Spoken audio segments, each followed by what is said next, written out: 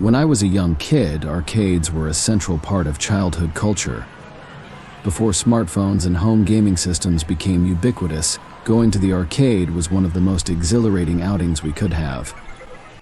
The excitement of walking through those neon-lit doors, surrounded by the sounds of chimes, laughter, and the occasional cheers of victory, was something I looked forward to.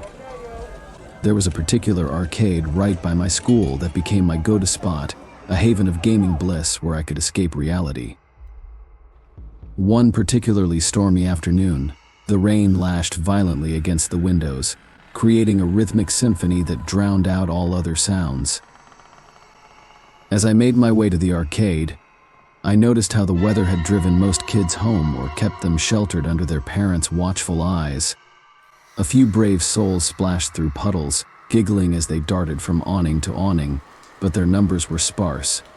It was the kind of day that made being outside feel less like an adventure and more like a test of endurance against the elements. My heart raced at the thought of reaching the sanctuary of the arcade, a place filled with the vibrant colors of flashing lights and the promise of excitement. When I finally entered, the door creaked open, and I was welcomed by a rush of warm air mixed with the familiar scent of popcorn and soda. The stark contrast between the cold, rainy world outside and the lively atmosphere inside was almost magical. However, I quickly realized that my expectations were not quite met. The arcade was relatively quiet. The usual hum of excitement, the sound of laughter and the clinking of tokens, was dampened, leaving only the echoes of a few games in action. I could hear the soft beeping of pinball machines and the occasional cheer of a player achieving a high score, but it felt muted in the spacious room. As I stepped inside, the familiar scent of popcorn and sugary soda filled my nostrils. It was the kind of smell that made my mouth water. I scanned the room, looking for a game that would distract me from the dreary weather outside. My eyes landed on a Street Fighter machine, its screen flashing enticingly. I eagerly dropped my quarters into the slot and prepared for battle, the thrill of competition coursing through me as I faced off against the CPU. In the midst of my gameplay, I noticed him, a man who appeared to be in his mid-30s, standing a bit too close to me, watching intently. At first, I brushed it off as another gamer waiting for his turn. However, the longer I played, the more uncomfortable I felt. His eyes were fixed on me, a predatory gleam lurking in their depths. He started to comment on my gameplay, cheering me on with an enthusiasm that felt forced. "Wow, nice move," he exclaimed, clapping his hands. Initially, I thought his enthusiasm was just a quirky trait, a way to connect with younger players, but soon it became apparent that he didn't know when to stop.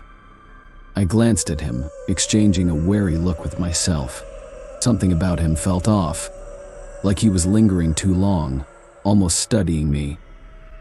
When I finished my match, I decided to escape to the air hockey tables, hoping to shake off the odd feeling that had settled in my stomach.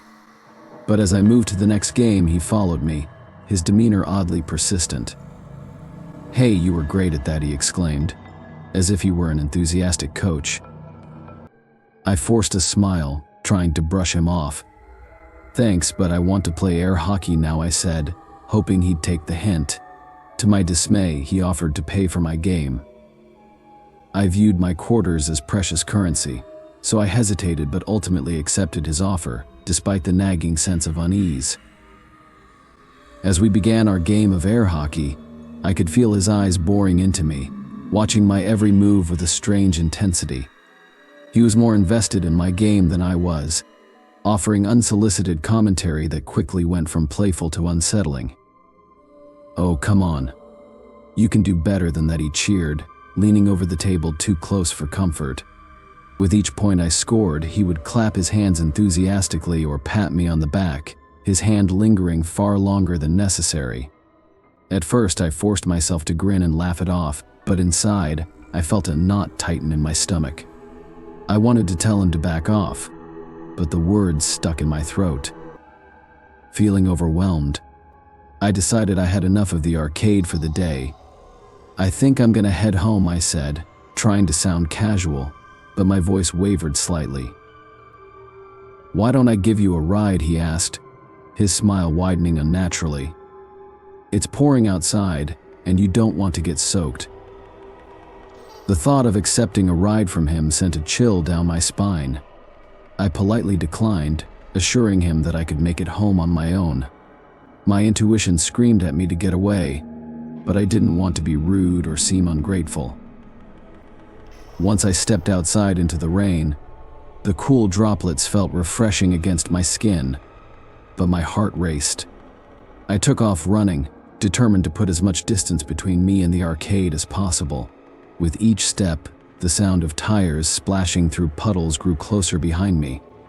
I glanced back and froze. There he was, the man from the arcade, driving a red car that crept up behind me. My heart sank as panic surged through me. "Get in," he shouted from the open window, his voice barely audible over the pounding rain. Ignoring him, I forced myself to run faster, the world around me blurring as I sprinted down the sidewalk. I pushed myself harder, my legs moving faster than I thought possible. The sound of the engine roared behind me. Across the street, I shouted to myself, and without hesitation, I darted across the road, praying I wouldn't be caught. As I ran, my house came into view. The familiar sight filled me with a surge of hope. I could almost taste the safety of home. I sprinted up the steps to my front porch, my heart pounding in my chest as I rang the doorbell frantically. When my mom opened the door, her expression shifted from surprise to concern as she took in my soaked appearance and the terror etched across my face. I rushed inside, still trembling. Just as I began to calm down, a sense of dread crept back in. The next morning, as I stepped outside for school, my heart dropped. There, parked a few houses down on the opposite side of the street, was that same red car. The sight made my stomach churn.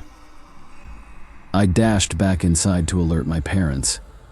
My mom immediately called the police, her voice steady yet anxious. Meanwhile, my dad stepped outside, a determined look on his face. "Stay here," he instructed, his tone brokering no argument. As he walked toward the car, I watched with bated breath. Halfway there, the engine roared to life, and the car sped down the street, disappearing into the distance. The police arrived shortly after, and I was asked to describe the man and everything that happened in the arcade. I struggled to remember the details, but the image of his eager smile and the way he watched me was burned into my memory. The officers assured me they would keep an eye out for suspicious activity in the area, but deep down, I feared they wouldn't find him. In the following days, I couldn't shake the feeling of being watched. The arcade, once a joyful escape, became a place I would never revisit. The owner was alerted about the man, but it didn't matter, the thrill had been tainted by fear. I was too afraid to go back, and my parents enforced a strict rule that I couldn't return.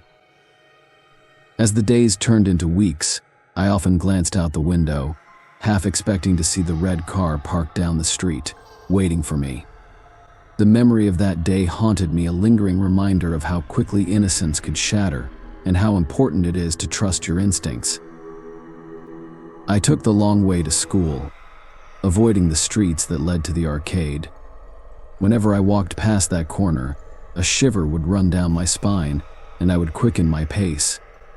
I told myself I was being silly, but the unease never truly faded. As I grew older, I often reflected on that day. I had learned a valuable lesson about trust and awareness about the world outside my bubble of childhood innocence.